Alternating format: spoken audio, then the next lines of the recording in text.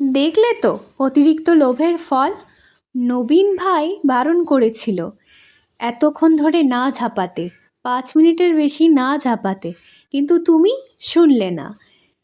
আমি ঘর বন্ধ করে নবীনের বাড়ি যাচ্ছি, তুমি এখানে চুপ করে বসে থাকবে। এই বলে সীমা নবীনের বাড়ির উদ্দেশ্যে রওনা দেয়। বলছি, তোমাকে যে কলসিটা দিয়ে গেল না তোমার বন্ধু? সেই তো ভাবছি এখনো কেন দিয়ে গেল না। ওর তো কথা ছিল অনেক নবীনদা, আগে ও দেওয়ার। নবীনদা, নবীনদা, ও আরে নবীনদা। কি হয়েছে? এত তাড়াহুড়ো করে কোথা থেকে ছুটে আসছো? কি হয়েছে ব্যাপারটা বলো। বড় বিপদ নবীনদা। আরে কি হয়েছে বলবে তো। আপনার বন্ধু রোহিত অতিরিক্ত লোভ করতে গিয়ে এখন দৈহিক আকৃতি ওর এতই ছোট হয়ে গেছে, ওকে দেখাই যাচ্ছে না। এখন কি করব বলুন, আমি তো কিছুই বুঝতে পারছি না। রোহিত কোথায় আছে এখন? ওকে তো আমি বাড়িতে রেখে এসেছি। এখন ওই সাধু বাবার কাছেই যেতে হবে, উনি এর উপায় বলতে পারবেন। এরপর নবীন আর সীমা সাধু বাবার সঙ্গে দেখা করার জন্য জঙ্গলের উদ্দেশ্যে রওনা দেয়। তারা জঙ্গলে এসে পৌঁছয়। তারা এদিক সেদিক সাধু বাবার খোঁজ করে, কিন্তু সাধু বাবাকে দেখতে পায় না। গুরুদেব, কোথায় আপনি? কোথায় দেখতে পাচ্ছি না যে। অনেকক্ষণ ডাকাডাকির পর গুরুদেবের দেখা না পেয়ে তারা জঙ্গল থেকে বেরিয়ে যায়। গুরুদেব, গুরুদেব, গুরুদেব, কোথায় আজও কি আপনি? আমরা গুরুদেবের দেখা পাবো না? পাবো। আপনারা গুরুদেবকে খুঁজছেন? হ্যাঁ।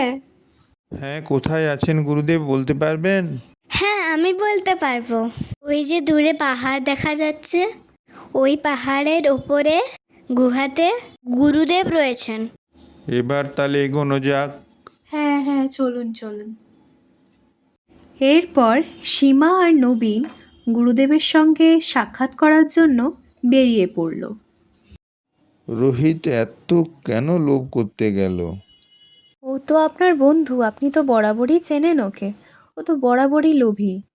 ও আপনার কথা ভালো করে শোনেইনি। গুরুদেবের নিষেধ সত্ত্বেও ও 5 মিনিটের বেশি ঝাঁপিয়ে ফেলেছে, আর এখন ও এত ছোট হয়ে গেছে। আপনার কথাও শোনেনি। এরপর তারা পাহাড়ে পৌঁছায়। অবশেষে পাহাড়ের দেখা পেয়েছি। হ্যাঁ, একটু তাড়াতাড়ি যেতে হবে। এখন কোথায় খুঁজে পাবো গুরুদেবকে দেখি।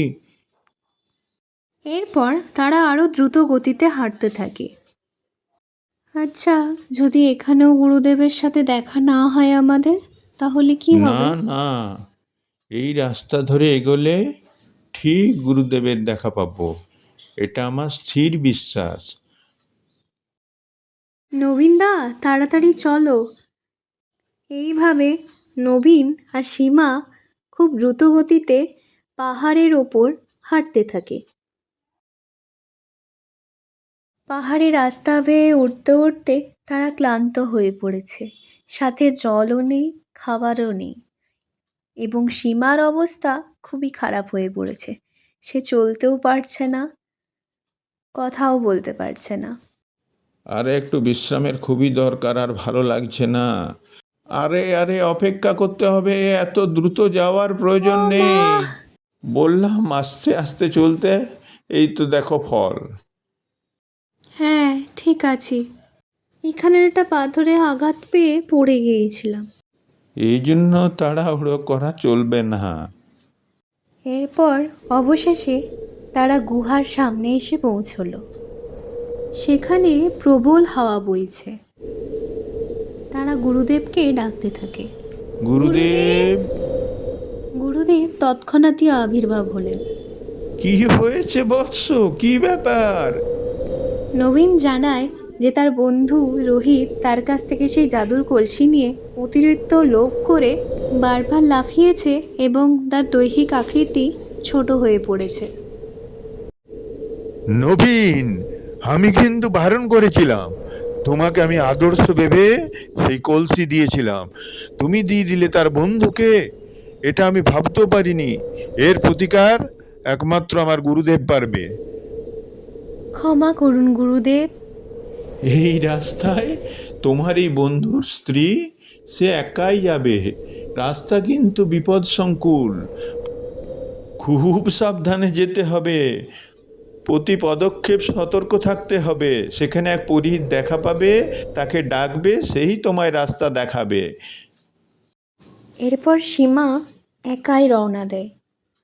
সে জানে তাকে দীর্ঘ পথ অতিক্রম করতে হবে। এমন সময়, ও মা, এত পাথর হঠাৎ!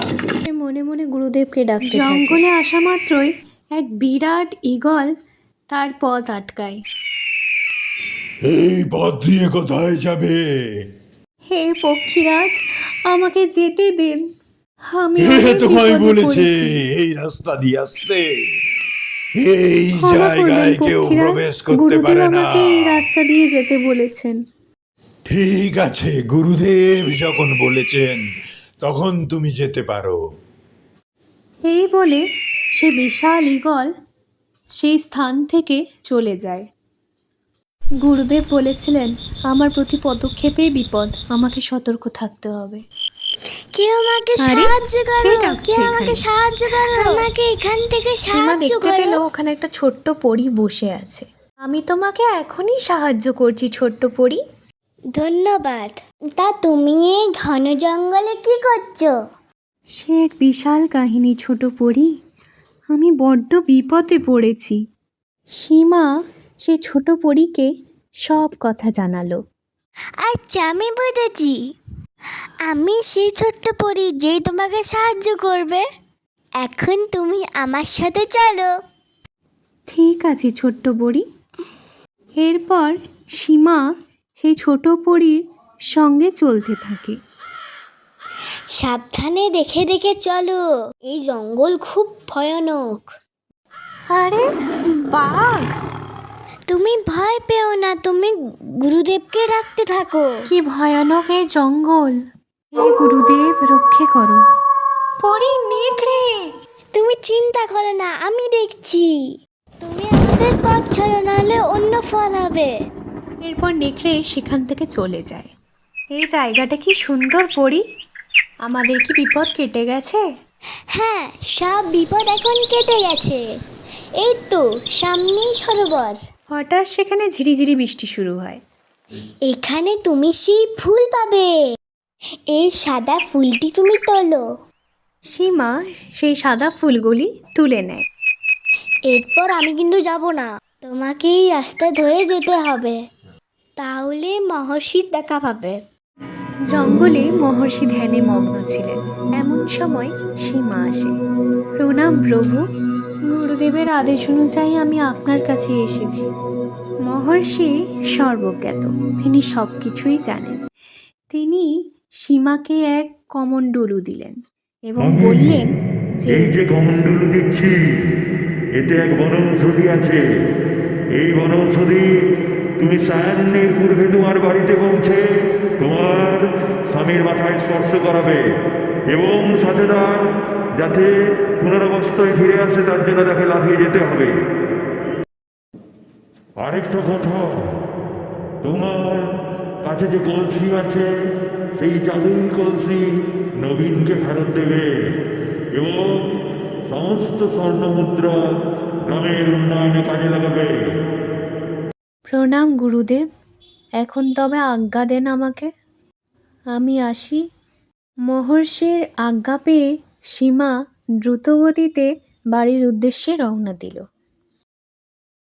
আমাকে যেভাবেই হোক সন্ধ্যের আগে বাড়ি ফিরতে হবে। বাড়ি ফেরার জন্য সীমা ব্যাকুল হয়ে পড়ে এবং খুব দ্রুতগতিতে সে চলতে থাকে।